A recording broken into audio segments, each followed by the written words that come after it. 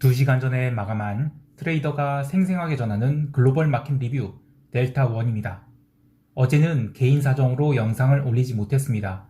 하지만 멤버십 회원들과는 하루 종일 소통을 할 수 있었는데요. 어제의 영상을 올렸다면 아마도 눌림시 매수로 대응하자라고 했을 것입니다. 그러나 장 시작 후 돌아가는 판이 이건 매수했다가는 큰일 나겠다 싶어서 멤버십 게시판에는 뷰가 바뀌었음을 얘기했는데요.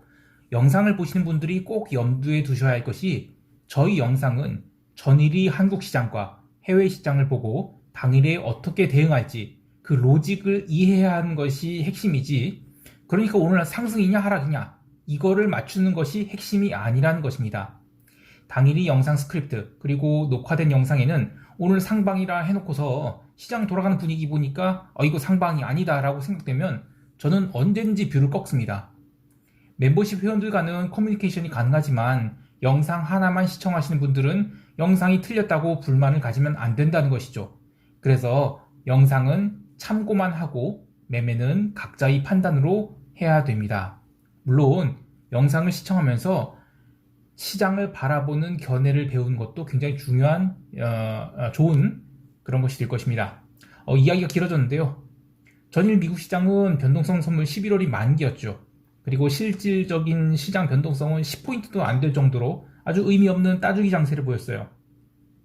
그런데 변동성 12월물 선물은 제법 큰 매수가 들어와서 저는 시장이 조만간 정점을 치지 않을까라는 우려를 하게 됩니다. 그리고 우리 시장은 난데없는 외국인이 대량 선물 매도로 큰 하락이 나왔는데요. 아시아 증시가 모두 멀쩡했는데 왜 우리 시장만 하락이 나왔는지도 이야기를 해보겠습니다. 자, 먼저 아시아 세션 갈게요.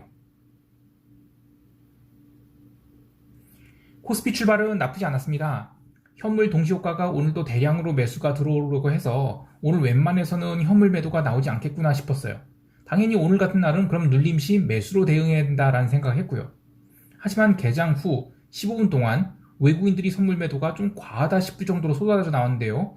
393포인트에 도달한 선물은 프로그램 차익, 비차익 매도를 모두 동반하면서 더욱 강하게 누르기 시작해서 이거는 오늘 눌림시 매수 아니다 라는 생각을 하게 되었습니다.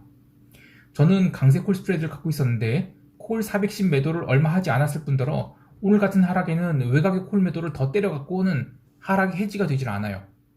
사실은 오늘은 그냥 풋매수 외에는 답이 없었던 하루예요. 이렇게 시장 뷰는 상방인데 시장이 반대로 갈 때의 대응 전략은 가장 좋은 것은 신규 포지션을 늘리지 않는 것입니다. 아마 멤버십 회원분들은 제가 장중 코멘트 할 때 기다려본다라는 말을 많이 들으셨을 텐데요. 포지션이 크기가 크다면 포지션을 일부 손절해서 물량을 줄이거나 포지션이 크기가 작다면 그냥 내버려 두는 것이 가장 좋습니다. 그걸 해지하겠다고 콜매도를 레이쇼 스프레드로 전환하는지 대량이 외곽의 콜매도를 바닥에서 뭉개서 때리거나 또는 선물 매도 막 때리거나 이런 식으로 델타를 막 바꾸고 이런 대응을 하다 보면 나중에는 내가 처음에 갖고 있던 포지션이 진입 목적을 잊게 돼요. 제가 강세 콜 스프레드를 갖게 된 배경을 다시 한번 이야기해 볼게요. 저는 이번 월물을 상방으로 보고 만기일 2일부터 풋 370 매도를 대량으로 해서 395포인트 올 때 그 풋 매도를 싹 발라먹었어요. 그렇게 풋 매도를 이익 실현해서 얻은 현금을 갖고 콜 옵션을 눌림시마다 매수하고 있거든요. 그리고 시장이 올라가서 콜 슈팅이 나올 경우에는 외곽의 콜 410을 1대2 레이쇼 스프레드로 때릴 생각이었습니다. 그러나 이번에 콜 슈팅이 제대로 나오지 않았어요. 그래서 레이쇼 스프레드가 아니라 그냥 1대1도 간신히 때린 그 정도밖에 안 되거든요. 그러면 강세 콜 스프레드인 거죠.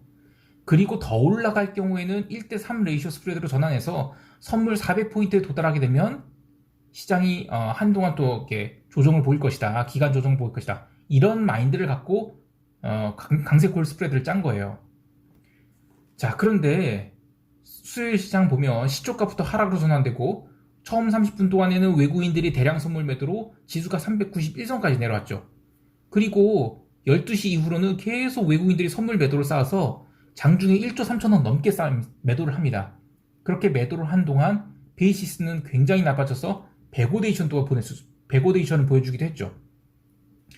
지난 만기 이후, 사실 만기 전부터 계속 프로그램 베이시스 나쁘지 않았어요. 그러다가 갑자기 어제 오후부터 이제 베이시스가 굉장히 나빠지기 시작했는데 이런 거는 단기적인 시장이 상방을 찍었을 가능성도 염두에 둬야 됩니다. 그러나 그렇다고 해서 시장이 하락으로 전환됐다고 보진 않아요. 만약에 시장이 하락으로 전환됐다고 생각한다면 이제부터는 올라올 때마다 풋을 사든지 콜 매도를 하거나 해야 되는데, 저는 여전히 상방뷰를 갖고 있기 때문에 저희 뷰와 다른 시장 흐름이 나올 경우에 그냥 무작정 물타기 콜 매수를 하지 않고 그냥 바라보는 겁니다. 오늘의 시세는 또 사실상 장 초반 30분에 풋 시세가 다 나왔다고 봐야 돼요. 그래서 뒤늦게 따라가는 것도 쉬운 일은 아니었고요. 자, 그러면 오늘의 시장 하락에 대해서 좀 더 깊이 얘기해 볼게요. 우선 외국인이 선물 매도가 시장 하락을 이끈 주범은 맞아요. 하지만 외국인들이 선물 매도가 어느 가격에서 집중적으로 나왔는지, 또 어떤 목적을 갖고 들어온 것인지를 생각해보면 오늘 선물 미결이 초반에 쌓였다가 풀리기 시작한 자리를 찾아보면 돼요. 첫 번째 미결 작정의 피크 자리는 10시 30분이에요. 그리고 그 가격은 391선이 됩니다. 그러니까 오늘 시장에 진입한 외국인들은 홍콩 세션이 하락을 바라보고 들어온 매도세로 봐야 됩니다. 오늘 아시아 세션에서 대만 증시는 계속 상승세 이어나갔거든요.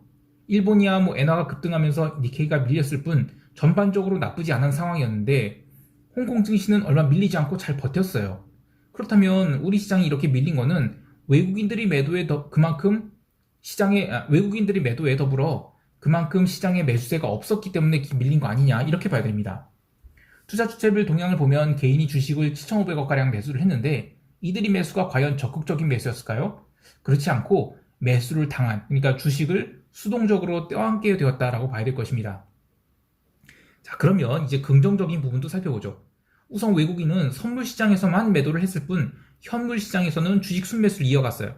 삼성전자에 1,000원 매수가 들어온 등 적극적인 매수세가 골고루 들어온 건 아니지만 어쨌든 인덱스를 막 대놓고 깐 건 아니에요. 자, 그러면 시장이 왜 하락했을까를 또 생각해보죠. 그동안에 외국인들은 현물 매수를 하면서 풋옵션을 대량으로 매수했거든요. 그렇게 선물 매수, 현물 매수, 그리고 풋옵션 매수를 하면서 시장을 당겼다가 선물 매수를 꺾어버리면서 패게 되면 잔존일이 많이 남아있는 지금 이 죽었던 풋옵션들이 다시 살아나게 돼요. 실제로 이 수요일 시장에서 말도 안 되는 외곽역 풋 360 이런 것들이 관뚜껑 열고 따블이 됐어요. 또 관뚜껑 연 건 아니구나. 어쨌든 많이 올라왔거든요. 또 하나는 이 목요일에 위클리 옵션 만기가 있어요. 개인은 화요일부터 위클리 콜 옵션을 대량으로 매수했는데, 이렇게 되면 목요일에 시장을 살짝 누르기 시작할 때 개인이 또 위클리 콜 옵션 매수하게 되면 그대로 물리게 돼요. 저는 위클리 옵션의 규모가 메인 시장을 움직일 사이즈는 아니라고 생각을 해요. 여하튼 이틀 동안의 시장 흐름은 어쨌든 옵션에 물리게 될 수 있는 조건을 갖췄기 때문에 목요일까지는 시장이 눌릴 수 있겠다라는 생각을 해봐요. 다만 이런 것들이 과연 연속적인 하락으로, 즉 다시 380 이하로 내려가는 박스권으로 회귀할 것인가에 대해서는 저는 그건 또 아니라고 봅니다. 그러니까 저희 롱뷰는 여전히 꺾이지 않았고, 다만 시장이 속도 조절에 들어간 이상 좀 주의해야겠다라는 생각합니다. 한 가지 더 우려되는 부분이 있다면, 방금 마감한 해외 시장은 남 잘 버텼어요. 그런데 야간 선물 옵션 시장은 의외로 큰 하락을 해서 388선까지 밀렸는데, 이렇게 되면 오전장 초반에는 어쨌든 푸닥거리가 나올 수 있겠다는 생각합니다. 목요일에 한국 시장이 대학 수학능력 시험으로 1시간씩 개장이 지연되는데, 이렇게 되면 홍콩 세션이 개장과 15분밖에 차이가 안 나죠. 따라서 초반에 또 푸닥거리가 나와서 시장이 바닥을 형성시키기 전에는 롱을 보지 않도록 하겠습니다. 좀 더 자세한 전략은 총평 때 이야기하기로 하고요. 이제 유럽 세션 갈게요.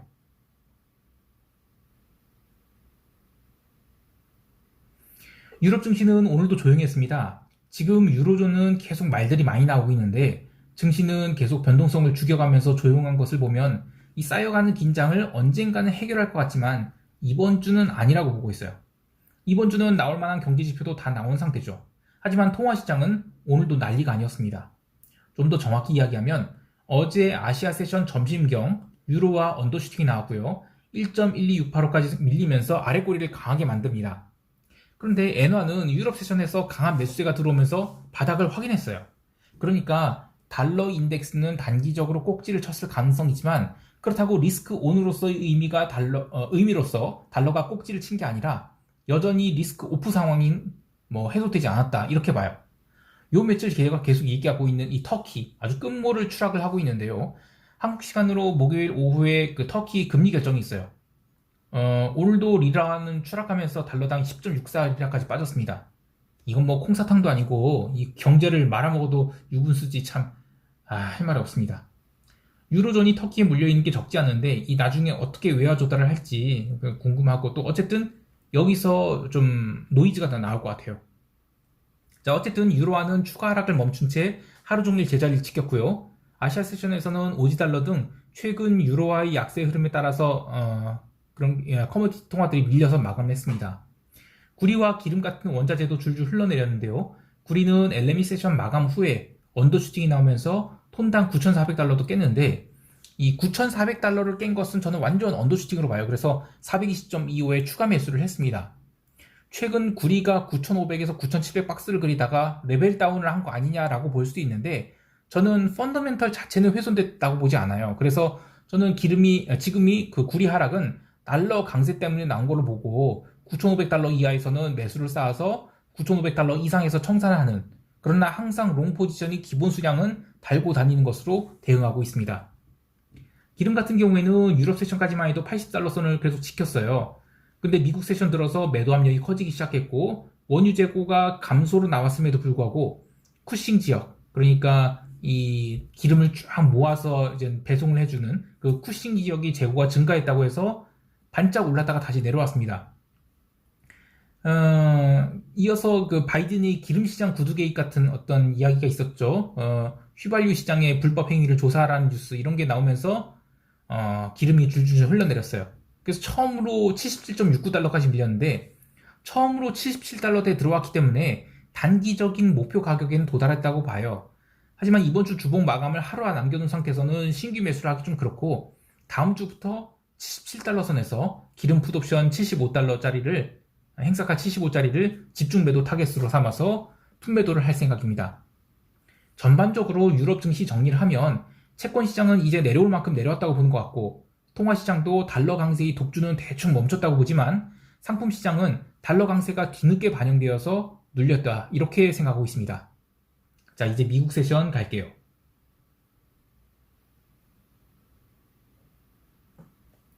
미국 증시는 11월물 변동성 선물 만기를 맞이해서 장 초반에는 약보합에서 출발하고 살짝 눌렸다가 나스닥 중심으로 매수가 꾸준히 들어오면서 지수를 들어올렸는데 오늘은 테슬라와 애플의 역할이 컸습니다. 그야말로 닥치고 꾸준히 매수가 들어오면서 테슬라는 1100달러를 일시적으로 넘기기도 했는데요. 전일 리비안이 상장 후 가격을 따블을 치면서 오늘은 조정을 보였어요. 리비안이 가격 조정으로 테슬라의 비중을 늘리는 매수가 들어옴과 동시에 일론 머스크의 주식 매도가 멈춘 거 아니냐 이런 루머도 있으면서 전체 지수를 당겼습니다.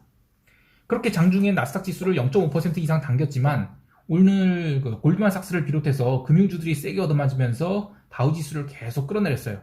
그래서 전체 시장은 그냥 따주기 장이 됐습니다. 재미있는 것은 12월물 변동성 선물이 최근 월물이 되어서 거래를 시작을 했는데 문제는 여기에 계속 매수세가 들어오면서 지수를 밀어내려 했어요. 하지만 시장은 견고하게 버티면서 아직은 시장이 하락할 때가 아니라고 하는 것 같은데요. 새로운 변동성 선물이 이 최근 월물이 되면서 변동성 선물과 지수의 괴리가 꽤 커졌거든요. 요게 축소되기 전에는 시장의 하락은 없다고 봐야 되겠습니다. 개별 종목 두 개 더 이야기를 할게요. 아이치라는 ADR이 있어요. 이 심볼이 IQUS 에코티인데 이 중국이 전기차 업체예요. 이게 나스닥의 예탁증서로 상장되어 있는데 어제 17%나 급락을 하게 됩니다. 그동안에 이 8.5달러 선을 계속 지지받으면서 올려두고 뭐 그렇게 하다가 어제 한꺼번에 부러졌는데 자동차 섹터 그리고 전기차 섹터에 돈이 몰리는 것이 이거 한계에 달하지 않았을까 생각을 해봐요. ETF에 몰린 돈은 점점 줄어들면 이 기존 편입 종목을 떨어낼 수밖에 없어요. 하기사 리비안이 시총을 저는 지금도 이해할 수 없습니다. 두 번째 종목은 로빈후드인데 상장한 가격을 깨고도 모자라서 오늘 역사적 신고가를 기록했어요. 자, 이런 종목들은 내년에나 쳐다봐야겠죠. 마지막으로 BPI 인덱스 이야기를 해볼게요. 보통 이 BDI 지수 이야기를 많이 하는데 BDI는 Baltic Dry Index로 건화물, 그러니까 원자재를 실어 나르는 화물선이 운임을 얘기해요. 석탄이라든지 아니면 옥수수, 시멘트 이런 것들요. 근데 이런 거는 이제 원자재 물동량을 체크하는 거고 공산품은 다른 지수를 봐야 돼요. 대표적인 것이 BPI 인덱스로 이 파나맥스, 그러니까 파나마 운하를 통과할 수 있는 컨테이너선이 운임 가격이 있는데 BDI랑 BPI를 잘 비교해보면 BDI가 오버액션을 많이 해요. 올해 10월이 BDI 오버액션은 정말 심했죠. BPI는 상대적으로 얼마 못 오르는데 BDI는 엄청나게 뛰었거든요. 자, 그런데 이게 BDI 먼저 꺾이기 시작했고 이제 BPI도 꺾이고 있어요. 아직 뭐 미국 소매 판매 지표도 좋고 소비자 물가도 살아있는데 왜 운임지수가 빠르게 하락한가를 생각해보면 저는 이미 올해 크리스마스 시즌에 맞춘 물건들은 배송 예약이 다 끝났다고 봐요. 그래서 이젠 그 BDI나 BPI 가격이 급락하고 있다고 보고 있는데요. 실제로 BDI랑 BPI 같은 운임지수는 이 계절성이 있습니다.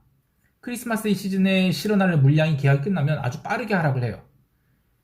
그런데 올해 10월은 이제 온갖 쇼티지 이슈로 오버액션이 나오면서 사람들을 착각하게 만들었어요. 이제 정상 시장으로 돌아가고 있는 것이기 때문에 지금 뭐 BDI나 BPI가 꺾인다, 뭐 운임지수 뭐 이거 하락이니까 뭐 경제가 어쩌고 이런 소리 하는 사람은 이건 믿고 걸러야 돼요. 그렇다고 해서 뭐 이게 빠지면 뭐 좋은 건 아니죠. 근데 어쨌든 이 시즈널리티 계절성이 있다는 것은 알고 계셔야 됩니다. 자, 여기까지 하고 시장 총평하면서 대응 전략 이야기할게요.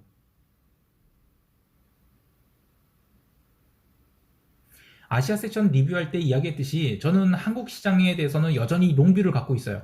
어제의 외국인 선물 매도에도 불구하고 해외 시장은 거의 빠진 게 없는데요. 다만 조금 찝찝한 부분이 어제 홍콩 지수가 본장 마감하고 무려 1%를 밀어냈어요. 이 부분이 오늘 개장 때 영향을 미치지 않을까 해요. 또 야간 선물도 많이 약세였는데 마침 수능 시험 관계로 오늘 개장이 1시간 지연되기 때문에 홍콩 시장이 현물 바닥 확인을 하고 나서 우리 시장도 반등을 할 수 있지 않을까 합니다.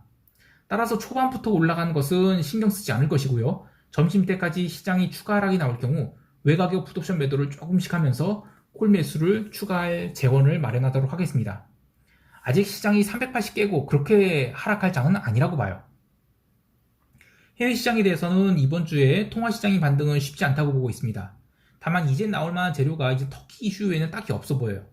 목요일 오후에 터키 금리 결정 발표되고 나면 그것으로 유로화가 추가 급락을 할 때 나머지 비달러 바스켓 밀리게 되면 그때는 오지달러롱 좀 추가할 생각입니다.